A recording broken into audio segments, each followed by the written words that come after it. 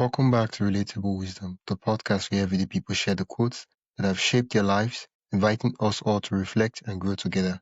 Today we're joined by Jody Maberry, a former park ranger who has transformed into the happiest podcaster on earth. With a knack for storytelling, Jody helps others find clarity in their messages, drawing from his unique experiences with Disney executives and the great outdoors. Let's take a moment to step into Jody's world and discover the wisdom that has inspired him. What's your name and what you do? Well, I'm Jody Maberry, and I am the happiest podcaster on earth. I get to do a lot of great podcasts, including the Park Leaders Show, which is a show for park rangers, park professionals, all about leadership in parks and conservation. I do the Jody Maberry Show, Creating Disney Magic, and that, if anyone knows me, it's from podcasting. But my main line of work comes in working with former executives who've had a wonderful career and now they're moving on to what's next. And I help them with the what's next, which is often keynote speeches, consulting, writing books, creating content, that sort of thing. Oh, welcome to the podcast, Jody. Yeah, thank you. Yeah. What's the quote you want to share with me today? Okay, this quote was given to me by Lee Cockerell, who is the retired executive vice president of Walt Disney World. His father-in-law, Admiral Charles Payne, had just a wonderful quote: "Do your best and forgive yourself." And that quote for me helps every single day because it's a driver to do my best every single day. But you can do your absolute best and things don't always turn out the way that you want them to. You can do your absolute best, and sometimes it will be unfortunate for other people depending on the situation. And I think you just you have to keep moving. You have to just do your best, forgive yourself, get up the next day, do your best again. Now, hopefully you don't have to forgive yourself every day because you have a lot of great days, but there are some days that you just have to forgive yourself and be willing to wake up the next day and do it all over again. Yeah. Wow. Do your best and forgive yourself. Can you share a time in your life or career when you had to remind yourself of this quote? My goodness. I've had to remind myself of this so many times. I mean, it can be as anywhere from just having a bad day. I gave a presentation not long ago that I felt was mediocre by my standards, but it was a new topic to me. It was a stretch. I just wrote it, just created the slides. I practiced it. I felt like I did my best getting ready for it, and it just turned out okay. And I had to forget. I had another presentation coming the very next day. And if I had lingered on this presentation being okay, really kicked myself for it, that could have impacted my presentation the next day. I did the best I could with what I had. On one day, I knew it could have been better, forgave myself, got up the next day and gave another presentation that turned out phenomenal. In my view, if I hadn't forgiven myself, that could have lingered. It could have impacted the next presentation. So there's a very recent example, but it comes into play as a parent quite often. My goodness, wisdom. There are not many days where you go to bed as a parent and think, oh yeah, I absolutely nailed it today, because no one's been a parent until they're a parent.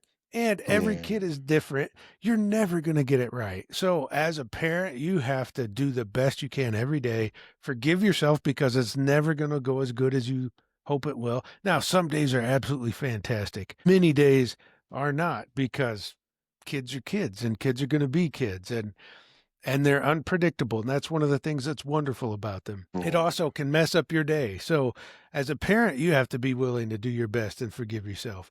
As a podcaster, not every interview goes great. Still show up, do your best. If you don't do well, then forgive yourself and just move on. Do the next interview. A lot of persons, they struggle with perfectionism, fear of failure. And I'm curious, how can practicing the do your best and forgive yourself help people who face those struggles daily? Well, I think it is important that there's two sides to that quote. And you have to be willing to go all in with your commitment on both sides. You have to be willing to do your best, because sometimes when people are afraid to fail, they actually won't do their best, because then they can say, I knew I was going to fail anyway. And it's easier for them to know they didn't do their best and fail than to feel like they did their best and fail. So people that are afraid of failure quite often will not do their best. And then they've got an excuse, a reason, something to point at on why they failed. So you have to be absolutely willing to go all in and do your best, because if you're not going to have much success anyway. Now, you'll have a valid reason on why you failed because you didn't do your best. So that's one side of it. The other side is you have to be willing to forgive yourself. You have to be willing to do your best and fail and feel bad, maybe get embarrassed, maybe whatever, and still be willing to say, okay, I forgive myself. That didn't turn out the way I wanted. I forgive myself. I'm not going to linger on it. And tomorrow I'll get up and I'll do my best again. So that's the key. You have to be willing to go all in and do your absolute best.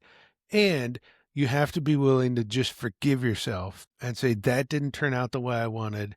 I wish there would have been different results. I forgive myself, and tomorrow we're going to do it again. You talked about the importance of showing up every day, even when it's hard.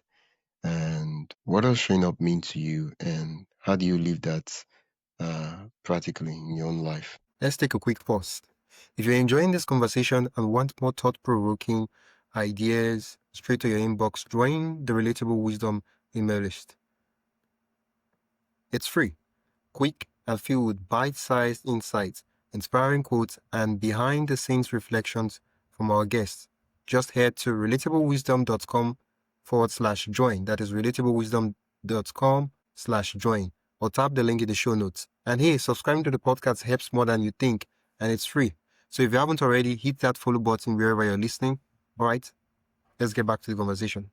Well, so here's a good example I have from when I was a park ranger. We had a project that was going on in the campground, and I was in meetings all day, and there was a crew working on the project, and I got there late, like more than an hour late because of the project, the meetings I was in. And I got there and immediately just threw on gloves and got to work. I could have easily said, I'm sorry, I've got meetings, I can't help you. But I got there, I showed up, I put on gloves, I went to work, didn't even change out of my uniform into something that would have been better to get dirty. I just got to work.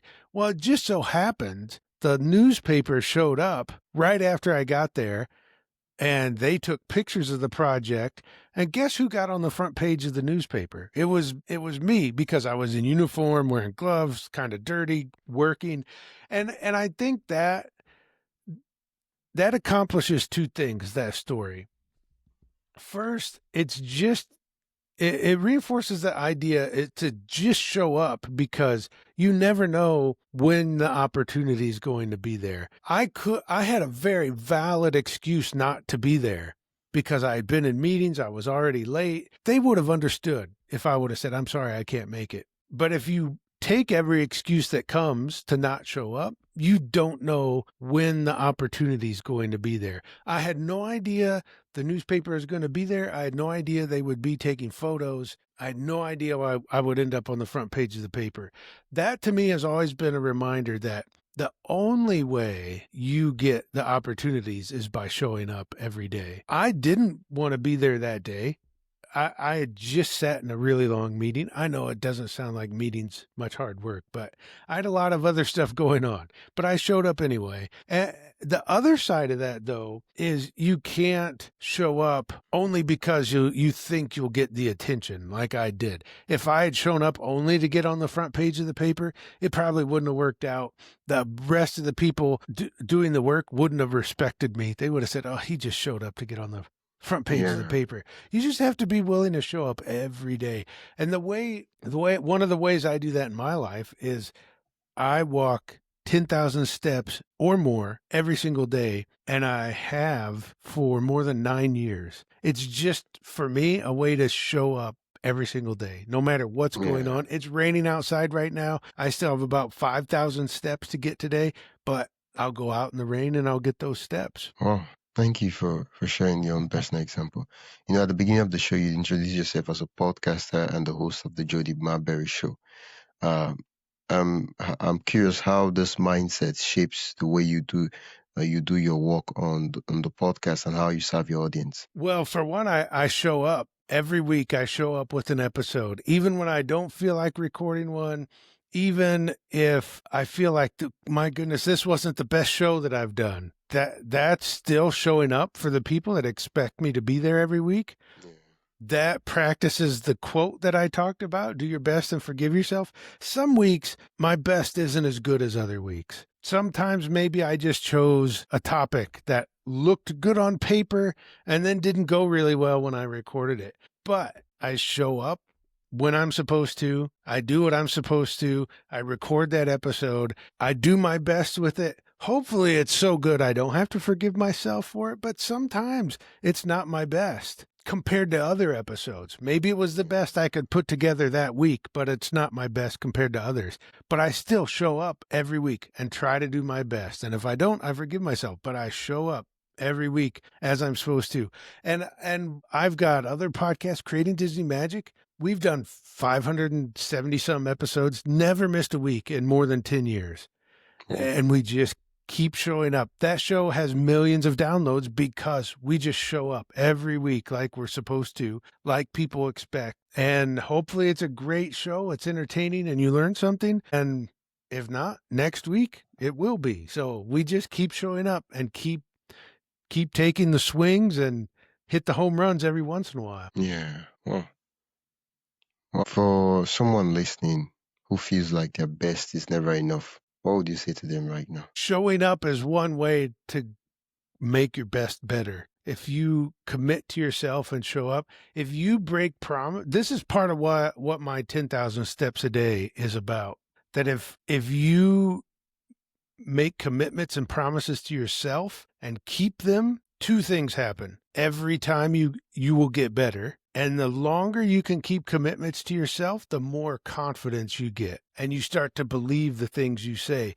Sometimes when we fail, one of the reasons that happens is we don't believe what we tell ourselves. Yeah. So you have to get there by keeping commitments to yourself. So pick something, 10,000 steps a day, writing in a journal, practicing Spanish every day, something. Pick something and then just show up every day and do it. And it will build your self-confidence. Thank you so much for that.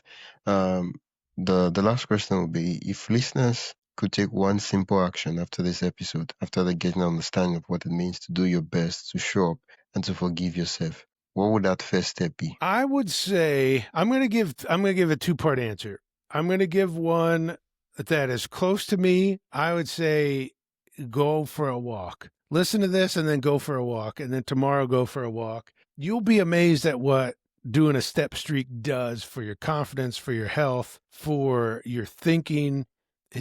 So take a walk every day. That'll help you do your best. Now, the other part is there something that's just kind of been nagging at you. You probably know there's something you need to do or something that you want to do and you keep putting it off. It's kind of like when you're out for a walk and you get a little rock in your shoe and you say, oh, it's not so bad. I'm not going to stop and take it out.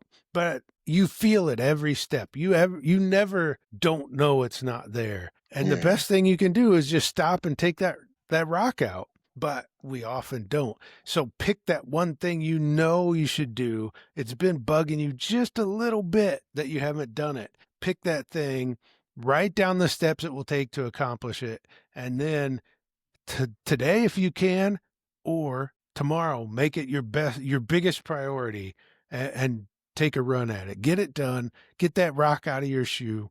You'll do a lot better. It helps build momentum. It helps build confidence. Even if it doesn't go well, you'll feel so much better for having taken the first attempt.